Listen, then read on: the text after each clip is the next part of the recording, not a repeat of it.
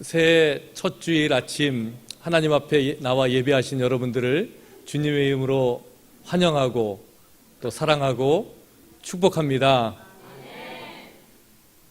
오늘 설교의 제목이 명품 교회, 명품 신앙이에요.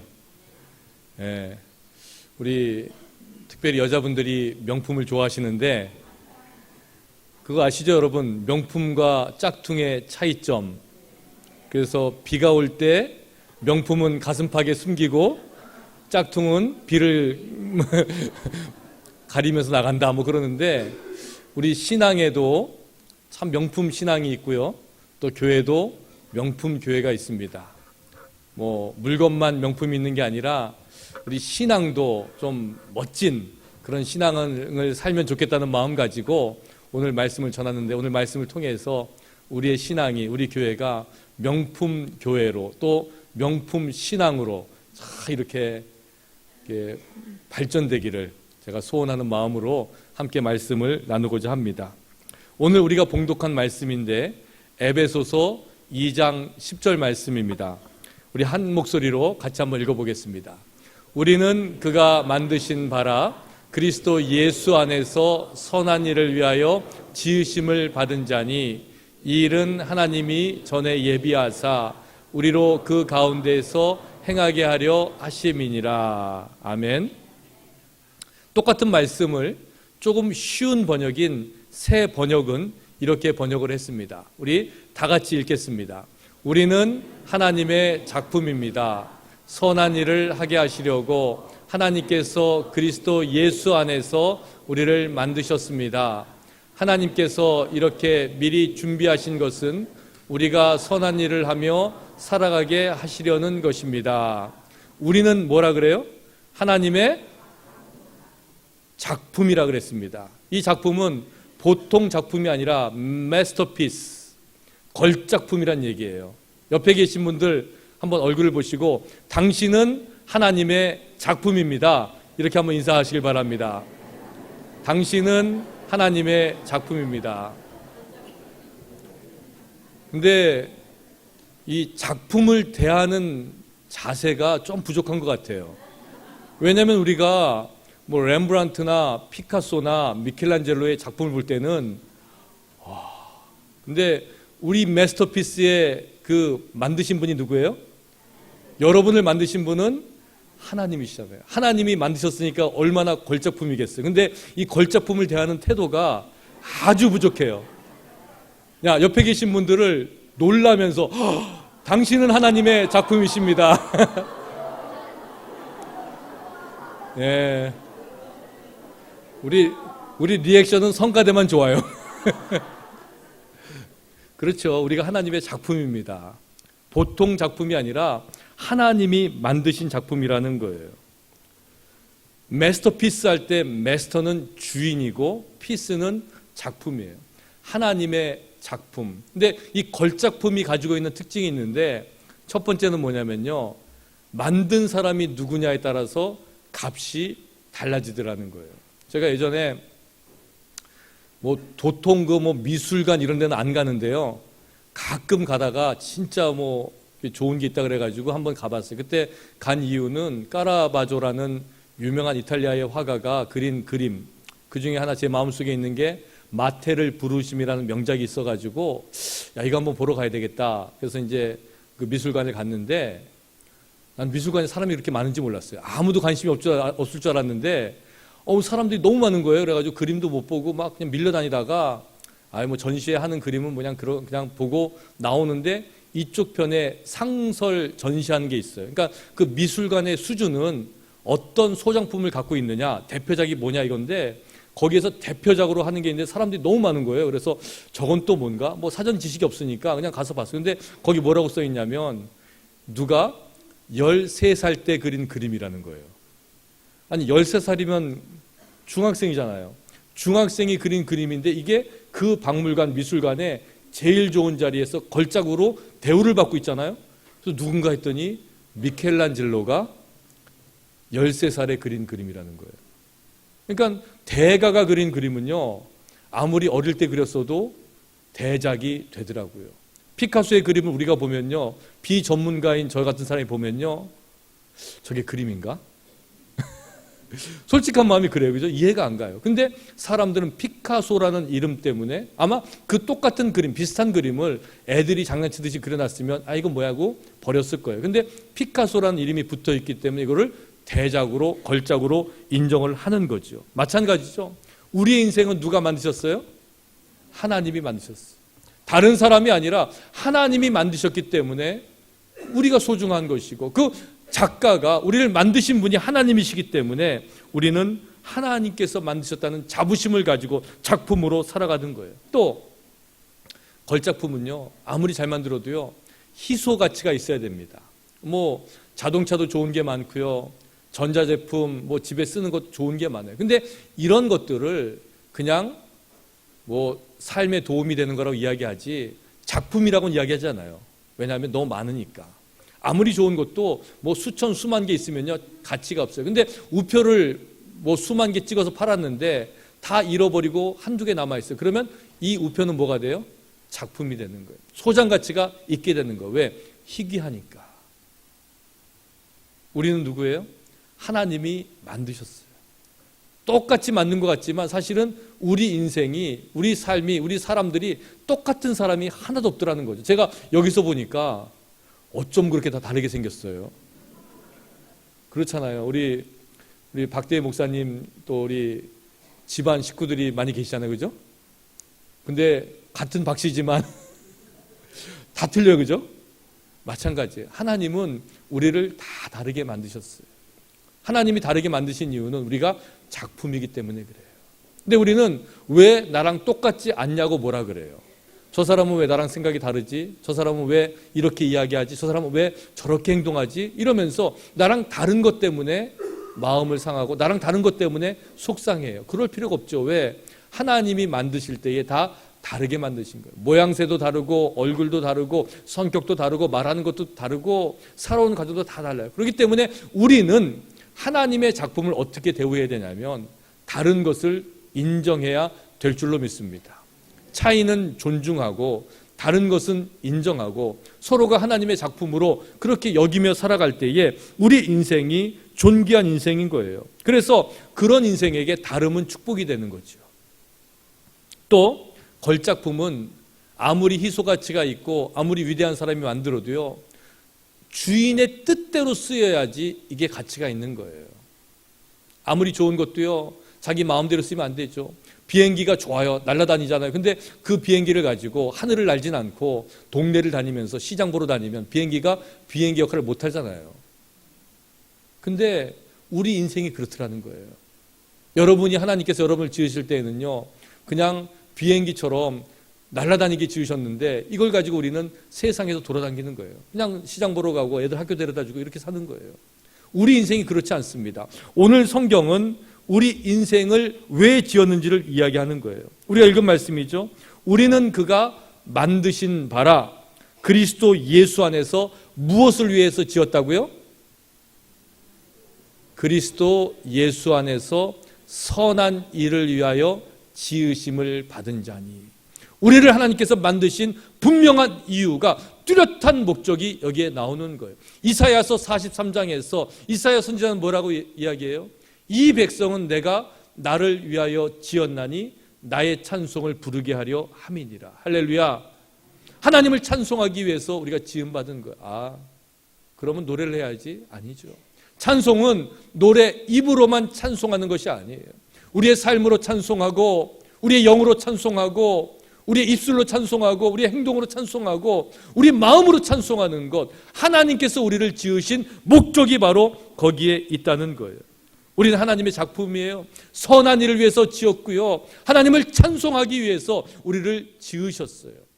근데 그런 아름다운 목적을 이행하지 않고 그저 나만 살겠다고, 내 배만 채우겠다고, 내 유익만 구하겠다고, 내가 영광 받겠다고 살아간다면 이것은 그 아름다운 비행기가, 날아다니는 비행기가 이 땅에서 왔다 갔다 하는 것만큼도 못한 일을 하는 거예요. 2016년도 한 해가 하나님의 뜻을 이루어드리는, 하나님께서 여러분을 지으신 그 목적을 이루어드리는 그 귀한 해가 되시길 주의 이름으로 축원합니다.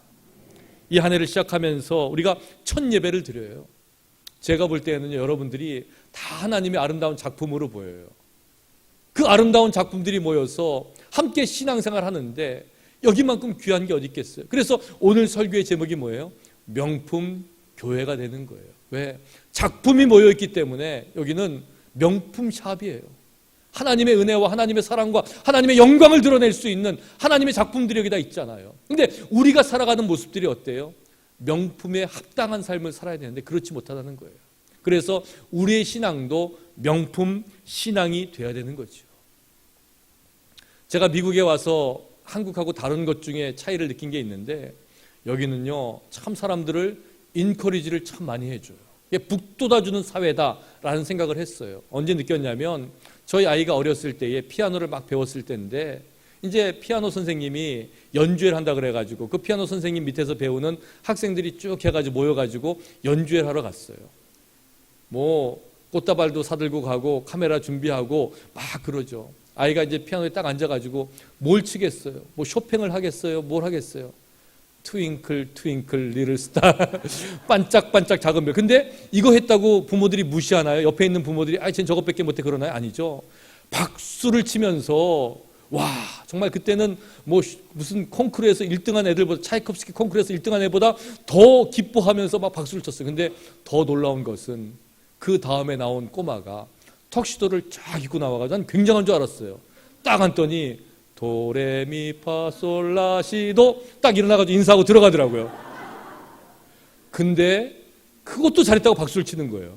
아 그렇구나. 이 사회는 이 세상은 자기가 할 수 있는 것을 최선을 다해서 한 것을 인정해 주는 사회구나. 그래야지 자신감을 갖잖아요. 도레미파솔라시도 밖에 못했지만 그 다음에 뭐 반짝반짝 작은 별 하지만 그런 아이들이 점점 음악에 흥미를 가지고 커서 뭐 콩쿠르도 나가고 음악가도 되고 연주회도 하고 이렇게 되는 세상이 되는 거잖아요. 근데 우리는 넌 그건 아니야. 그거 못해. 기준을 정해놓고 거기 안 되면 못한다고 구박하고 타박하고 이렇게 살아가는 게 우리의 모습이 아니에요. 우리 신앙도 마찬가지죠. 때로는 얼마나 연약해요. 도레미파도 못하는 사람이 있어요. 처음에 나와가지고 뭐 아무것도 모르죠. 찬송도 어디 있는지 모르고 성경도 어디 있는지 모르고 그러면서 뭐 그런 것도 못 찾아. 그건 여기 있어 하면서 타박을 주면 누가 신앙의 기쁨과 재미를 느끼고 살 수 있겠어요. 하나님의 작품은 특별하고 비범한 사람들이 하는 게 아니에요. 우리는 나름대로의 자리에서 최선을 다하는 모습 이것을 가지고 하나님을 섬겨 나가는 거예요. 우리가 쓰는 물건에는요 격이라는 게 있어요. 그래서 이거를 품격이라고 이야기하죠. 세상에는 물건마다 품격이 있고 공동체마다 전통이 있어요. 근데 사람에게도 품격이 있습니다, 여러분. 그래서 사람에게 있는 품격을 뭐라고 이야기하냐면 그 사람의 성격이라고 이야기해요. 근데 우리의 성품, 우리의 성격에는 어떤 게 있냐면 하나님의 품격이 담겨 있어야 되는 거예요. 그래서 세상 사람들이 우리 믿는 사람들을 보면서 그 안에서 누구를 발견하냐면 하나님을 발견하는 거예요. 하나님의 품격, 하나님의 은혜, 하나님의 성품 이런 것들이 우리 안에 묻어나와야 돼요. 그러면 교회에도 품격이 있을까요? 있지요. 교회가 있습니다. 우리 교회는 굉장히 품격 있는 교회인 줄로 믿습니다. 아멘에 자신이 없는 거 보니까 뭐 품격이 없을래 없을 수가 없어요. 그죠? 역사가 이렇게 오래됐잖아요. 올해가 되니까 이제는 112년째라 그래요. 해외에 세워진, 특별히 북미에 세워진 첫 번째 한인교회예요. 뭐 다른 것으로 대체할 수 없는 역사적인 가치를 가지고 있는 교회예요. 근데 역사적인 가치만 있는데 이 교회가 늘 싸우고 늘 자기 배만 채우고 늘 나만을 생각했다면은 세상이 인정해 주지 않을 거예요. 이 교회에 있을 필요가 없는 거예요. 그런데 112년 동안에 우리는 세상을 섬겼고 선교를 했고 하나님의 나라를 위해서 애썼고 신앙생활하면서 믿음의 지도자들을 세워나갔고 힘들고 어려울 때 이민자들에게 위로의 등불이 되었고 이럴 때마다 우리는 이 교회의 품격을 하나둘 쌓아가고 있는 거예요. 그래서 112년의 역사만큼이나 우리 교회가 가지고 있는 그 품격이 명품의 교회를 만들고 있는 거예요. 교회에도 격이 있고 복음에도 격이 있고 신앙에도 격이 있어요. 그렇다고 해서 다른 사람들의 신앙의 모습이 낫다는 게 아니에요. 내가 하나님을 섬기고 하나님을 정성스럽게 예배하고 그 하나님의 은혜를 따라서 말씀 가운데 살고자 하는 애씀이 있을 때에 이것이 우리 신앙의 격을 만들고 있는 것이에요. 독일의 신학자였던 보네퍼는 그 신앙의 격을 낮추는 것을 경계하라 그랬어요. 그분이 이야기하기를 신앙의 격을 낮추는 것을 값싼 은혜라고 이렇게 불렀어요. 이는 교회가 값싼 은혜에 집착해 있기 때문에 교회가 교회로서의 모습을 잃어가고 있다고 경고했습니다. 보네퍼는 값싼 은혜를 정의하면서 회개 없는 용서, 삶을 바꾸지 않고 용서만 가르치는 것이 값싼 은혜라고 이야기해요. 참된 신앙의 고백이 없이 의식에만 참여하는 그런 고백 없는 세례가 값싼 은혜를 만들고 있다고 이야기해요. 하나님과 나 사이에 진정한 교제가 강조되지 않는 성찬은 형식적인 값싼 의식에 불과하다는 거예요. 십자가 없는 은혜, 희생 없는 제자도 그리스도를 따라서 축복받기를 원하지만 희생은 거부하고 있는 성도들, 생활이 뒷받침되지 않는 그리스도인, 삶이 없는 그리스도인, 이것이 바로 값싼 은혜이다라고 이야기하고 있는 거예요. 성경은 이렇게 이야기합니다. 그날에 나더러 주여 주여 하는 자마다 다 천국에 들어갈 것이 아니요 다만 하늘에 계신 내 아버지의 뜻대로 행하는 자라야 들어갈지니라, 이렇게 이야기합니다. 무슨 말이에요? 구원이 믿음에만 있다는 게 아니에요. 아니, 성경은 분명히 이야기하고 우리가 알고 있는 교리는 구원은 믿음에만 있는 건 분명히 맞아요. 믿음으로 구원에 이를 수 있어요. 근데 이 성경 구절들이 이야기하는 것은 뭐냐면 믿는 사람들은 분명히 행함으로 뒷받침되어야 된다는 거예요. 어떤 목사님이 이야기하면서 그런 비유를 들었어요. 우리에게는 손이 있어요. 한쪽에는 믿음이 있고 한쪽에는 행함이 있어요. 그러면 이 손이 믿음만을 손이라고 이야기할 수 있어요? 아니라는 거죠. 이 손에는 믿음과 행함이라는 것이 다 포함이 되어 있다는 거예요. 행함도 손이고 믿음도 손이에요. 어느 것 한 가지만 가지고 가는 게 아니라 이 손이 바로 우리의 손이 되는 것처럼 우리의 구원도 믿음이 뒷받침된 행함, 행함이 뒷받침된 믿음을 말미암아서 구원에 이른다는 거예요. 왜냐하면 행함이 없는 믿음은 거짓 믿음이고 행함이 뒷받침되지 않는 믿음은 이건 진짜가 아니기 때문에 그래요. 그리고 정말 믿음 있는 사람은요, 행함을 행하지 않을 수가 없기 때문에 그렇죠. 연말을 지나면서 제가 우리 교우분들한테 인사를 많이 받았어요. 대부분 인사할 때 이렇게 인사하셨어요. 교회에 나이 드신 분이 많고 장례식도 많고 또 환자도 많아서 목사님 너무너무 힘드시죠? 피곤하시죠? 그래서 하도 인사를 받다 보니까 힘들지도 않은데 힘든 것처럼 느껴졌어요. 그리고 피곤하지도 않은데 내가 피곤해야 되나? 이렇게 느껴질 정도로 그런 인사를 많이 받았어요. 물론 세상적인 기준으로 보면은 목회가 힘들고 또 어렵죠. 그런데 목사는 세상의 기준을 따르는 사람이 아니잖아요. 하나님의 나라를 바라보고 하나님의 의를 쫓는 사람이기 때문에 얼마나 감사한지 몰라요. 섬길 수 있는 교회가 있고 저를 필요로 하는 곳이 있고 제 기도를 통해서 함께 위로받을 수 있는 우리 성도님들이 계시고 일생을 믿음 가운데 잘 사신 분들을 정말 하나님 나라에 영광스럽게 보내드릴 수 있는 그런 장례식을 할 수 있다는 게 제 개인적으로는 큰 영광이고 감사의 제목이에요. 그런 생각을 하다 보니까 너무너무 감사한 거예요. 와, 이런 은혜가 나에게 있구나. 그래서 분주하고 물론 매일매일 예배가 있고 장례식이 있고 또 신방이 있고 이런 일정이지만 그래도 저는 너무너무 감사하게 연말을 보냈어요. 마찬가지예요. 우리 모두가 마찬가지예요. 우리는 하나님의 뜻 가운데 살아가는 사람들이에요. 기준이 세상이 아니라 하나님의 나라가 기준이기 때문에 우리는 세상에서 조금 어려운 일을 당해도 참을 수 있는 거예요. 세상에서 대우받지 못해도 괜찮은 거예요. 왜? 하나님의 나라를 바라보고 있기 때문에 그래요. 그래서 하나님께서 우리에게 맡기신 일을 그냥 일이라고 하지 않고 뭐라 그러냐면 사명이라고 이야기하는 거예요. 왜요? 사명은 하나님께서 우리에게 맡기신 것이고, 사명에 대한 평가와 보상은 이 땅에서 주어지는 것이 아니라 하나님 나라에서 분명히 주어지기 때문에 그래요. 지난 한 해 동안도 열심히 수고하셨어요. 각자의 자리에서 최선을 다하시고, 또 교회를 위해서 섬기시고 기도하고 얼마나 애를 많이 쓰셨어요. 하나님께서 기뻐 받으시고 하늘의 은혜를, 하늘의 보상을 여러분에게 약속하고 계세요. 세상에서 그까짓 것 조금 보상 더 받았다고 우쭐할 필요도 없어요. 아니, 보상받지 못했다고 마음 상할 필요도 없어요. 우리의 보상은 철저하게 하늘에 있다는 것을 기억하시는 여러분들 되시기를 주의 이름으로 축원합니다. 그런 성도들이 모여있는 교회, 이 땅의 기준이 아니라, 이 땅을 바라보고 사는 것이 아니라 하나님을 바라보고 사는 그 성도들이 모인 교회는요, 격이 다르지 않겠어요? 격이 다르죠. 교회의 격이 달라요. 그래서 명품 교회가 되는 것이고요, 명품 신앙이 되는 거예요. 세상은요, 싸구려와 가짜가 판을 치고 있어요. 이럴 때 우리가 찾아야 되는 것이 있는데 진짜를 찾아야 돼요.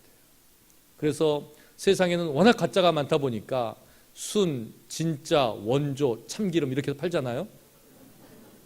근데 진짜는 그럴 필요가 없어요. 참기름이란 말 안에 참이란 말이 들어가잖아요. 옛날 조선시대 또 백제시대에 한국에 있는 도공들, 도자기를 만드시는 분들이 일본에 많이 가가지고 정착을 했어요. 그래서 일본 사람이 되어가지고 일본의 도자기 문화를 굉장히 발전시킨 거 우리가 잘 알고 있어요. 역사적인 사실이에요. 근데 사스마야키라는 일본의 한 마을에 유명한 도자기 가문이 있는데, 이 도자기 가문은 심씨 집안들이 15대, 16대에 이르기까지 자기 한국 사람으로서의 정체성을 포기하지 않고 일본 사람으로 귀화하지 않고 한국 이름을 쓰면서 도자기를 만들고 있더라는 거예요. 그래서 이 14대 손이 심수관이라는 분인데, 이분한테 인터뷰를 했더니 그분이 와세다 대학교, 일본의 유명한 대학교를 나온 다음에 가업을 잇기 위해서 자기 아버지 조상들의 그 도자기 굽는 것을 계속하고 있어요. 그분이 이렇게 이야기를 해요. 자기가 초등학교에 막 입학했을 때, 그러니까 뭐 7살, 8살 됐죠. 처음으로 도자기를 아버지가 가르쳐 준다는 거예요. 아버지가 아들을 부르더니 이리 와서 앉아라. 그래 놓고는 이제 물레라 그러죠. 이제 앉아가지고 물레를 막 돌리는 거예요. 돌리면서 흙을 한 덩이 딱 얹고는 이제 도자기를 빚는 법을 가르쳐 주시는데, 제일 처음에 한 게 뭐냐면 바늘을 하나 갖고 와가지고 바늘을 막 돌고 있는 그 흙 정중앙에다가 딱 꽂더라는 거예요. 그러면서 묻더라는 거죠. 바늘이 보이냐? 보입니다. 바늘이 어떠냐? 잘 돕니다. 바늘이 어떠냐? 가만히 있네요. 왜요? 정중앙에 꽂힌 바늘은요, 아무리 빨리 돌아도요, 움직이지 않는 한 서 있는 기둥 같아요. 왜? 가운데 중심을 찾았기 때문에. 바늘이 움직이지 않는 것 같습니다. 이렇게 이야기했더니 아버지가 하시는 말씀이, 그렇다. 도공의 인생은, 도공의 일생은 움직이지 않는 한 심, 한 점, 이것을 찾는 것이다. 이렇게 알려줬다는 거예요. 그래서 이 아들이, 아, 그렇구나. 예쁜 도자기를 만들기 위해서는 중심을 정해가지고 좌우 균형을 잘 맞추게 만들어야 되는구나. 그래서 열심히 그것을 배웠다는 거예요. 근데 나중에 아버지가 돌아가시고 시간이 지나면서 깨달은 게 있다는 거예요. 이것은 도자기를 구울 때만 해당되는 말이 아니라 인생을 살아가는 지혜들라는 거죠. 왜? 일본에서 한국 사람으로서의 정체성을 지키면서 살아가는데 얼마나 어려움이 많이 있겠어요. 핍박과 보이지 않는 차별과 억울한 일을 당할 때마다 흔들리지 않는 한 심, 조선인으로서의 자긍심, 한국 사람으로서의 자부심, 이것을 가지고 살아가라는 아버지의 교훈으로 마음속에 와 닿더라는 것이죠. 우리 신앙도 마찬가지. 우리 신앙도 움직이지 않는 한 심, 중심을 찾는 거예요. 그게 뭡니까? 예수 그리스도예요. 그게 뭡니까? 십자가예요. 왜 우리 인생이 힘듭니까? 왜 우리 신앙생활에 시험이 들어옵니까? 우리가 붙잡아야 되는 한 점, 한 심을 놓치고 있기 때문에 그래요. 십자가를 붙잡고 예수 그리스도를 붙잡는다면 우리는 흔들리지 아니하고 우리 신앙을 이겨나갈 수가 있는 거예요. 그 십자가를 붙잡고 흔들리지 않는 예수 그리스도를 붙잡고 여러분의 신앙을 온전히 붙잡고 살아가시는 이 한 해가 되시기를 주님의 이름으로 축원합니다. 그런 신앙을 명품 신앙이라고 이야기해요.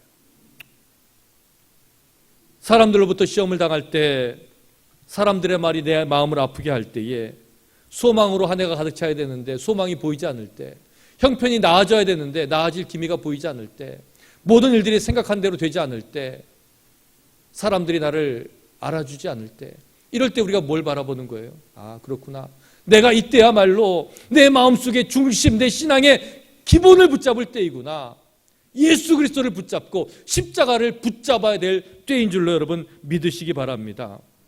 세상에는 그 중심을 놓치게 만들어요. 그래서 이게 중심이 아니라 다른 게 중심이라고, 이것을 붙잡아야지 산다고 이야기해요. 그게 세상의 가치거든요. 물질을 붙잡아야지, 명예를 붙잡아야지, 성공을 붙잡아야지, 사람을 붙잡아야지, 이렇게 이야기를 해요. 그래서 붙잡아 봤잖아요. 얼마나 붙잡아 봤어요. 근데 그게 아니잖아요. 근데요, 나중에는요, 놓치는 게 너무 아까워가지고 그냥 가는 거예요. 알면서도 가는 거예요. 얼마나 불행한 인생이에요. 놓아야 될 때 과감하게 놓을 수 있고요, 아니라고 생각할 때에는 철저하게 포기할 수 있는 신앙인, 이것이 명품 신앙인을 만드는 용기인 줄로 여러분 믿으시기 바랍니다. 오래전에 유명했던 찰리 채플린이라는 무성영화 시대의 그 배우가 있죠. 근데 그 찰리 채플린이 죽기 몇 년 전에 여행을 가다가 딱 보니까 찰리 채플린 닮은 꼴 선발대회가 열리더라는 거예요. 자기랑 똑같은 사람들이 나와가지고 누가 더 찰리 채플린을 닮았을까? 이렇게 컨테스트를 하길래, 아, 내가 저기 나가면 1등 하겠구나, 이렇게 생각하고 컨테스트에 참가했답니다. 결과는 3등 했대요. 자기보다 더 자기 같은 사람이 앞에 2명이나 더 있었다는 거예요. 한 철학자는 이야기합니다. 우리 삶이 진짜가 아닌 가짜, 진짜보다 더 진짜 같은 가짜의 지배를 받고 있다고 이야기해요. 진짜보다 더 진짜 같은 게 있어요. 근데요, 끝에 드러나더라고요. 진짜인 줄 알았는데 끝에 가면 아니더라고요. 여러분, 진짜를 붙드세요. 하나님의 말씀을 붙잡으시고 십자가를 붙잡으시고 예수 그리스도를 붙잡으세요. 이것만이 진짜예요. 그 다음의 것들은요, 진짜 같지만 진짜 아니에요. 우리를 구원으로 인도할 수도 없고요, 우리를 생명으로 인도할 수도 없고요, 우리에게 행복과 기쁨과 만족을 줄 수 없어요. 어느 정도 잠깐까지는 할 수 있죠. 그런데 이게 다가 아니라는 거예요. 교회도 마찬가지고 신앙도 마찬가지예요. 세상의 잣대, 또 세상의 기준, 진실을 바라보지 못하게 하는 헛된 정보들 정신없이 쫓아가다 보면요, 그냥 거기에 지배를 받고 살게 돼 있어요. 이제 본질을 따를 때입니다. 십자가를 쫓을 때이고 예수 그리스도를 붙잡을 때예요. 세상의 기준, 가치, 논리가 지배하는 세상에서 이제는 하나님의 기준, 말씀의 가치, 하나님 나라의 논리를 따라서 살아갈 때가 된 거예요. 그런 우리에게 필요한 것은 용기예요. 신앙은 거짓을 물리치는 용기이고 세상의 헛된 기준을 내려놓는 용기이고 아닌 것은 아니라고 말할 수 있는 용기예요. 왜요? 우리는 하나님의 작품이기 때문에 그래요. 하나님의 걸작품에 어울리지 않는 것들은요, 가차없이 버려야 돼요. 왜요? 하나님 앞에 부끄럽잖아요. 하나님이 이렇게 귀하게 만드셨는데 세상의 것을 거치면서 하나님을 가려버리면 얼마나 부끄러운 모습이에요. 오늘 성경 말씀은 마치 명품을 만드는 과정을 우리에게 보여주는 것 같아요. 우리의 모습이 어땠어요? 성경은 이렇게 이야기해요. 2장 2절에서 그때 너희는 그 가운데서 행하여 이 세상 풍조를 따르고 공중의 권세 잡은 자를 따랐으니 곧 지금 불순종의 아들들 가운데 역사하는 영이라, 이렇게 이야기하죠. 뭔 말입니까? 우리가 세상의 악한 영들 가운데 있었다는 거예요. 이게 우리의 모습이었어요. 우리의 재료였어요. 근데 이런 재료를 십자가에서 예수 그리스도가 우리를 위해서 그 십자가를 지심으로 우리를 생명으로 인도하시는데 그 쓸모없는 재료들을 쓸모 있는 것으로 바꾸시는 과정이 있다는 거예요. 그거를 뭐라 그래요? 이거를 긍휼이라고 이야기하고 그것을 은혜라고 이야기하는 거예요. 그래서 십자가의 긍휼이, 십자가의 은혜가 죽을 수밖에 없는 영혼들, 세상 악한 영에 휩싸여서 죽음의 구렁텅이를 향해 나아간 영혼들을 구원하셔서 이제 하나님 나라의 작품으로 만드셨다는 거예요. 그래서 우리는 하나님 나라의 작품이 되었기 때문에 이제 그 주인의 뜻에 따라서 살아가야 되는 거죠. 그리스도의 은혜로 변변치 못한 인생이 하나님의 작품이 되었으니까 우리는 그저 감사하며 살아갈 수밖에 없다는 거예요. 오늘 말씀이죠. 너희는 그 은혜에 의하여 믿음으로 말미암아 구원을 받았으니, 이렇게 이야기해요. 믿음으로 말미암아서 구원을 받았다는 거예요. 십자가를 바라봄으로 예수 그리스도를 믿음으로 하나님의 선물로서 구원을 받았다는 거예요. 행위에서 난 것이 아니니 이는 누구든지 자랑하지 못하게 하기 위해서 우리를 구원으로 인도하셨어요. 믿음으로 인도하셨어요. 그런데 성경은 뭐라 그래요? 우리는 그가 만드신 바라 그리스도 예수 안에서 선한 일을 위하여 지으심을 받은 자니. 행위로 난 것이 아니라 믿음으로 구원에 이르렀지만 우리가 지어진 목적은 선한 일, 결국은 행위가 목적이 되어야 된다는 거예요. 이 두 가지가 따로 노는 것이 아니라 손바닥의 앞면과 뒷면처럼 하나가 되어서 함께 하나님을 향해 나아갈 때에, 세상을 섬길 때에 하나님께서 우리를 만드신 그 목적을 이루어 드린다는 거예요. 하나님의 선물을 받는 순간 우리는 새로운 삶을 살게 되었어요. 새로운 피조물이 되고 아름다운 걸작품이 되었어요. 우리는 그가 만드신 바라 죄와 어두움에 살 수밖에 없었던 인생들이 빛을 보게 되었고, 불평과 원망으로 죽음에 이르던 인생들이 이제는 감사와 찬송으로 생명에 이르게 된 거예요. 믿음으로 의롭다함을 입고 구원함을 받은 사람들은 날마다 성화의 삶을 살아가야 돼요. 나를 다스려서 하나님의 은혜의 자리에 서게 되고 내 삶의 모습을 통해서 하나님을 기쁘시게 하는 영화로운 삶을 살아가야 되는 것이죠. 그것은 우리를 지으시고 구원의 옷을 입히신 하나님의 뜻을 따라 살아가는 삶의 모습이라는 거예요. 그런데 우리는 늘 그럴 때마다 이렇게 이야기하죠. 내가 걸작품이고 하나님이 나를 지으신 건 알겠는데 내가 너무 연약해서 또 넘어지고 또 죄를 짓고 이렇게 살고 있습니다. 어떻게 하면 좋을까요? 성경은 이렇게 권면합니다. 에베소서 2장 22절 말씀에 너희도 성령 안에서 하나님이 거하실 처소가 되기 위하여 그리스도 예수 안에서 함께 지어져 가느니라. 성경은 이런 말을 우리에게 주는 거예요. 함께라는 말을 주는 거예요. 혼자가 아니라 함께라는 거예요. 넘어져도 함께 일어설 수 있어요. 혼자면은 포기할 수 있지만 함께 하니까 견딜 수가 있는 거예요. 함께 지어져 가는 인생이에요. 우리 교회가 명품 교회, 명품 신앙이 되기 위해서는 바로 이 함께의 은혜를 누리셔야 될 줄로 믿습니다. 갈라디아서 6장에서 성경은 이렇게 이야기하죠. 우리가 선을 행하되 낙심하지 말지니 포기하지 아니하면 때가 이름에 거두리라. 할렐루야.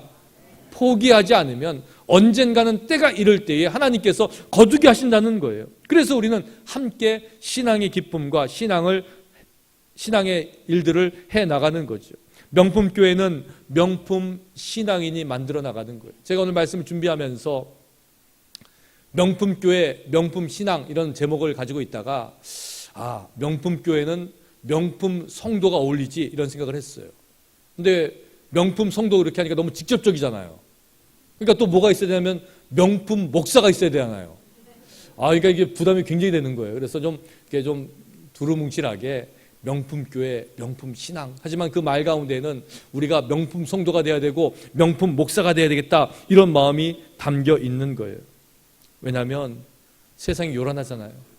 세상에서 원하는 게 많잖아요. 세상에서 오라는 데가 많잖아요. 근데 이런 거 다 쫓아다니고 다 하다 보니까요, 이 명품성을 잃어버리는 거예요.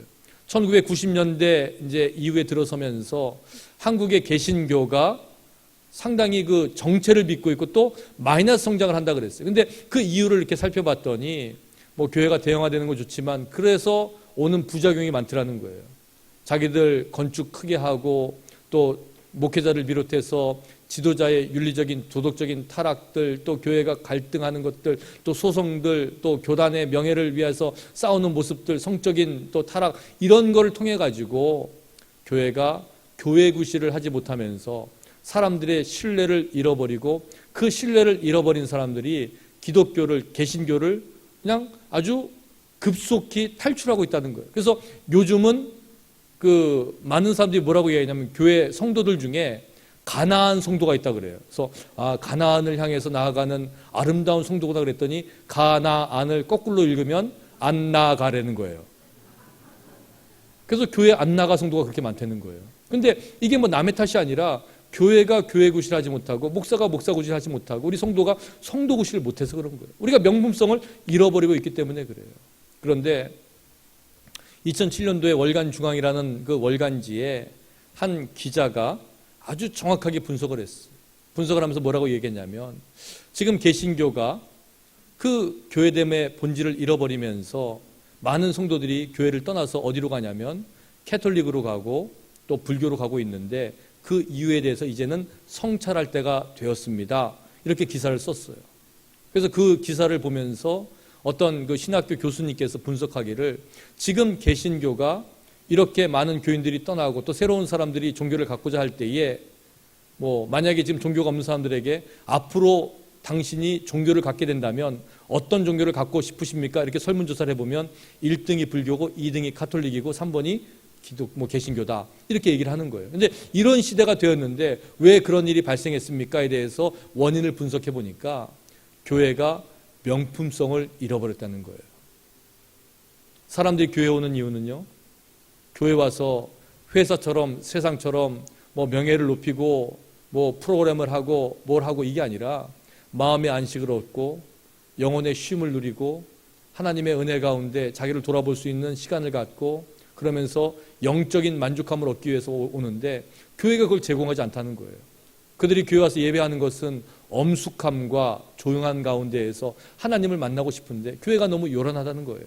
그러면서 지금 이 시대의 교회들은 이 시대의 개신교회들은 자기를 돌아볼 때이고 명품성을 잃어버리고 있는 것에 대해서 심각하게 자기를 성찰할 때라고 이야기하는 걸 제가 들었어요. 여러분, 우리 교회는 그런 명품 있는 교회가, 명품성을 유지하는 교회가 되기를 바랍니다. 우리가 신앙생활하는 모습들을 통해서, 우리 교회 모습들을 통해서 교회가 교회됨의 본질을 회복하는 것, 이게 명품성이에요. 교회 사명을 제대로 감당할 때 이게 명품성을 회복하는 거죠. 교회가 가야 될 길을 제대로 갈 때에, 교회가 가야 될 길이 어디겠어요? 큰 대로가 아니라 고난의 길, 가시밭길, 십자가의 길이에요.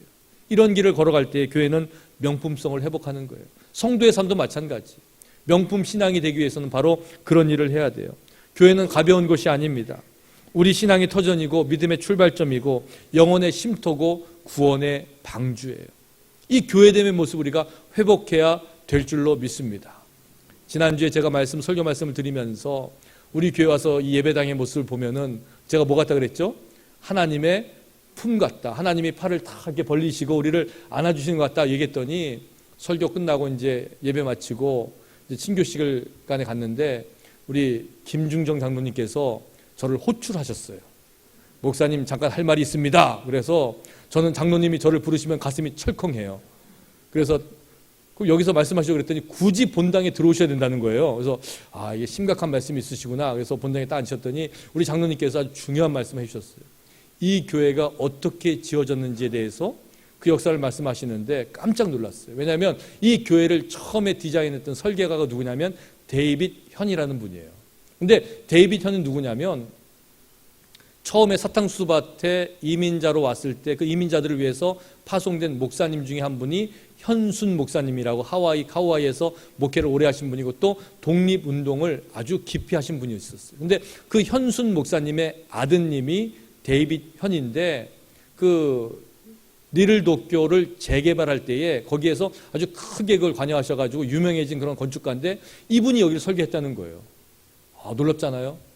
우리 한국인 목사님의 자제분이 설계한 교회에서 수십 년이 지난 다음에 우리 한국 회중들이 모여가지고 예배를 드리고 있다는 거예요. 근데 이 데이빗 현 그 건축가가 이거를 설계하면서 어떤 마음으로 설계했는가 이야기를 해주시는데 이 모양이 노아의 방주를 형상한 거라는 거예요. 그래서 창문이 많이 없지만 그냥 바깥을 내다보고 또 가운데 이렇게 창문을 뚫어가지고 그 빛을 받을 수 있는, 아무리 세상에 풍파가 몰아친다 그래도 빠지지 않고 침몰하지 않고 꿈쩍하지 않을 것 같은 이 노아의 방주를 형상화한 교회가 우리 교회의 모습이다. 그 말을 듣는데 제가 그렇구나. 우리 교회가 그 역할을 감당해야 되겠다는 마음이 와닿았어요. 이게 교회의 모습이거든요. 이 안에 세상에서 상처받고 받은 사람들이 들어와서 쉼을 누릴 수 있고, 세상에서 인정받지 못하고 세상에서 정말 억울한 일 당한 사람들이 와서 편안함을 누릴 수 있고, 사람들이 알아주지 않고 상처받은 심령들이 얼마나 큰 위로를 받을 수 있는 곳이 되어야 돼요. 아니, 더 나아가서 세상 바깥에서 예수를 몰라서 죽어가는 사람들이 여기 들어와서 구원을 얻을 수 있는 그런 노아의 방주, 구원의 방주가 우리 교회의 사명이구나, 우리 교회의 모습이구나, 이 마음이 와 닿았어요. 여러분, 그런 교회를 우리가 함께 만들어 가야 되는 거죠. 그게 명품교회예요.